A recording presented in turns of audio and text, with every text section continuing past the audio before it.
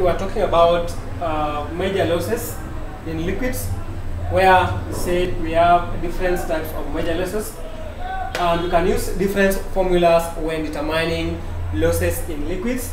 We can use the Chassis formula, we can use the Manning's formula, we can use the darcys formula, or we can use the Hazen-Williams formula. So the four formulas can be used when we want to determine the losses in fluids. Then in this class we started with the darcys formula. The darcys formula simply states that when water flows through a pipe, it experiences some resistance due to its motion, whose effects will result into reduced velocity of that liquid flowing in that pipe. Then darcys gave us a formula for determining the head loss, where he gave us a formula as head loss is equals to coefficients of frictions times length of the pipe times the velocity.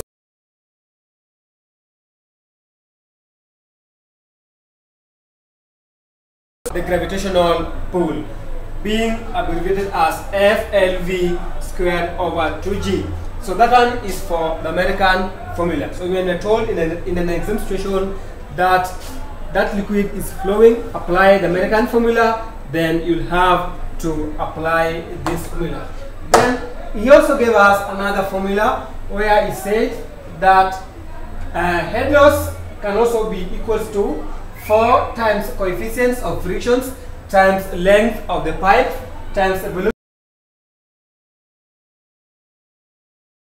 of the pipe times the gravitational pull, depending on the earth. So if we are dropped on the earth, you use the gravitational pull of the earth, which is 9.81.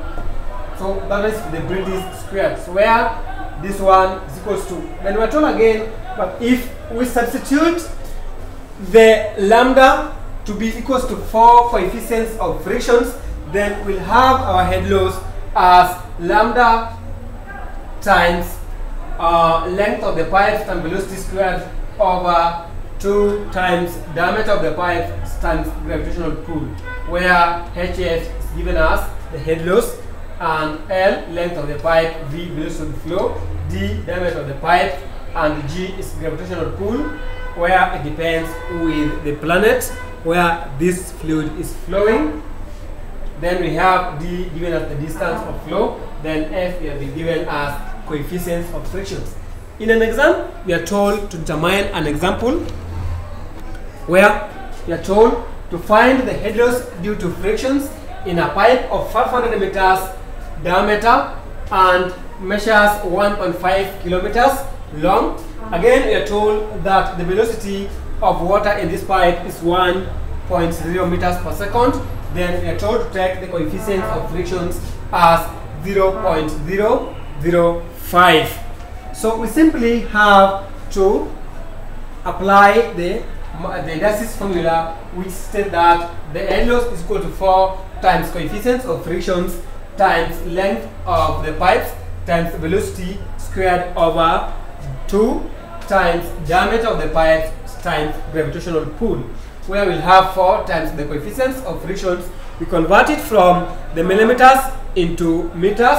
Again, we convert the length from kilometer into meters. Again, then we multiply by velocity, which we were given as 1.05 1.0 squared. Then we divide by 2 times. Again, we change the diameter from millimeters to meters. Then we multiply by gravitational pull. So after this, you'll have to get the darcys formula head loss when we are applying the darcys formula as 3.10 meters per second. So in our next class, we'll now be talking about the darcys formula. Then we can also talk about the Manning's formula. Then in general, we'll also have to apply all the formulas when determining the head loss. Thank you for listening.